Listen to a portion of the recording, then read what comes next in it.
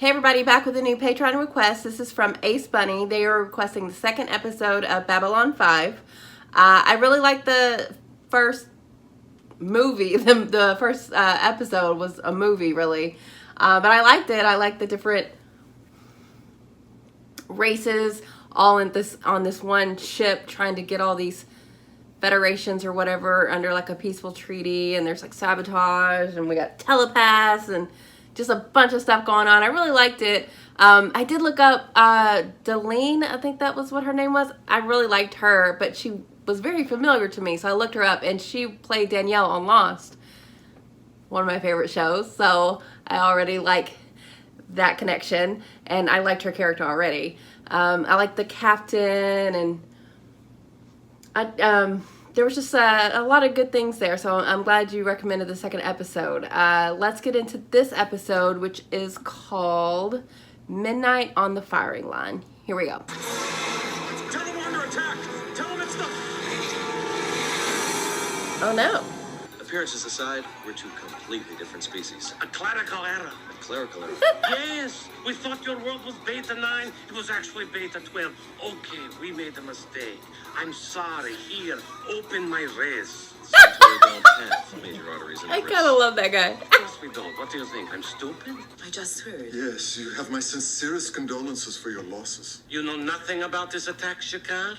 I'm as astonished as you are. I was assigned to Babylon 5 a few weeks ago. Tell fighter jacks to stand by for launch. I want those ships prepped and ready to go. This is a different telepath? I figured I'd try the direct approach. Your diligence is commendable. Anything else? No, I just... Then you'll excuse me, but I'm in the middle of 15 things, all of them annoying. Thank you for Same coming by. girl. I've always thought that a leader should have a strong chin. He has no chin, and his vice president has several. This to me is not a good combination. This is a very superficial thing to base a vote on. Ambassador! Hold. Enhance. Bastard Shakar. He said he knew nothing of this. Shakar. Would you like some spoo? It's quite fresh this week. Fresh, is it? The disrespect. Bastard. You won't get away with this. Oh. We'll strike back, and we'll strike back hard.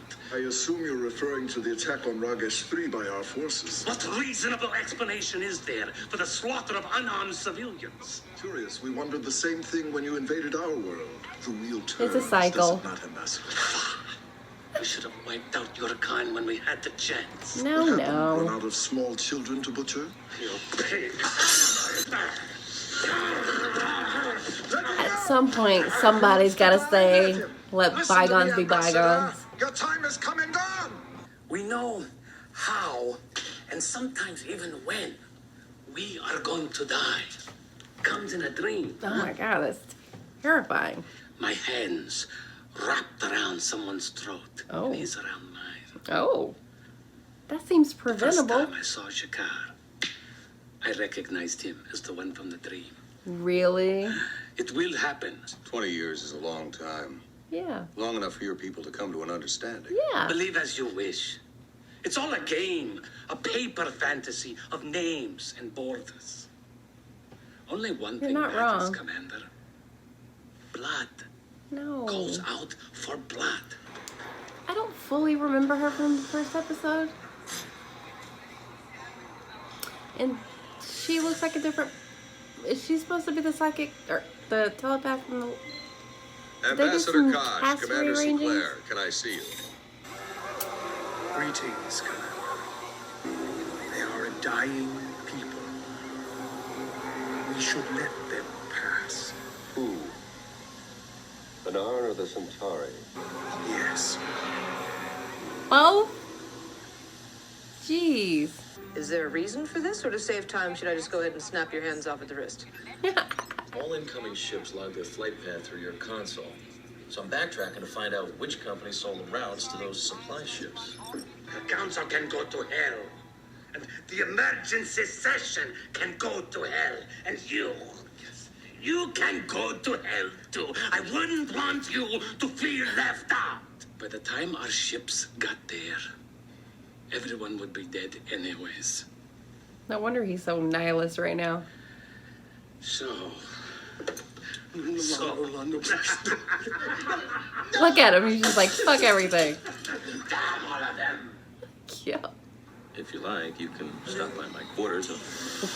You tried it. My favorite thing in the whole universe. Okay, my second favorite thing in the universe. That worked? You got a grin. I will confess that I look forward to the day when we have cleansed the universe of the Centauri and carved their bones Cleansed into little is flutes for never a our good children. term It is a dream in that I have. regard. Be careful, Ambassador. Not every dream I've heard lately ends well for you. Oh. In our position, True. you would do the same. I would remind you that we were one of the few who would supply you with the weapons you needed in your war with the Minbari. You didn't support anyone. Narns will sell to anyone who can afford the credits. You didn't even have the decency to pick a military target, a poorly armed civilian colony. Yeah, that's shitty. What a challenge that must have been to the great Narn military. Oh. Don't have the guts for a fair fight? Oh. In another place, I would have you skinned alive for saying that. You want me. You know where to find me. All right, Commander. If we don't stop the Narn aggression, they'll just keep coming. The only way to do that is to get the Council to authorize military intervention. I am asking Oh, you really? again to delay the vote. Earth has to take a neutral position. But that will damage the Centauri case. You can take my place on the council. Don't worry, it's all on the agenda. Just take the vote and see what everyone wants to do. Any other instructions, Commander? Lots of them. Unfortunately, I wasn't able to find you before I left, so you never heard about any orders from Earth Central. Interesting. The last thing you heard, we were voting for sanctions. Now that we are free of the invaders, it is our right to reclaim it. We recognize the prior claim, but the reality is that Ragash 3 has been Centauri property for over a century. To start a war over It's blood got some spilled so long Middle ago, East where does connotations. it end? A cycle of hatred. Justice, not hatred. We have no desire to start a war.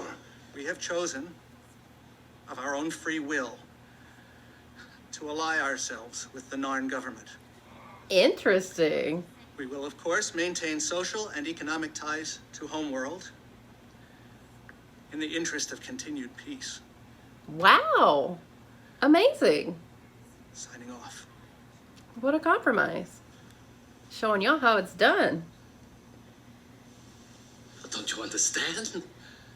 Can't you see what they're trying to do? They forced him to read that statement. Is it not true that your own world has voted against taking any actions in response to the liberation of Ragesh III? Yes, But Listen then to your why have people. you asked this council to take actions that even your own government considers inappropriate? Because that's what people in power do. This council should not be used to carry out your own personal vendettas. That's so true. I move that this council now vote to dismiss all charges against the Narn regime. Doesn't this need to be called off? Delta leader. What are you up to, Londo? Blood calls out for blood. Don't do it. Oh, Oh, I'm sorry.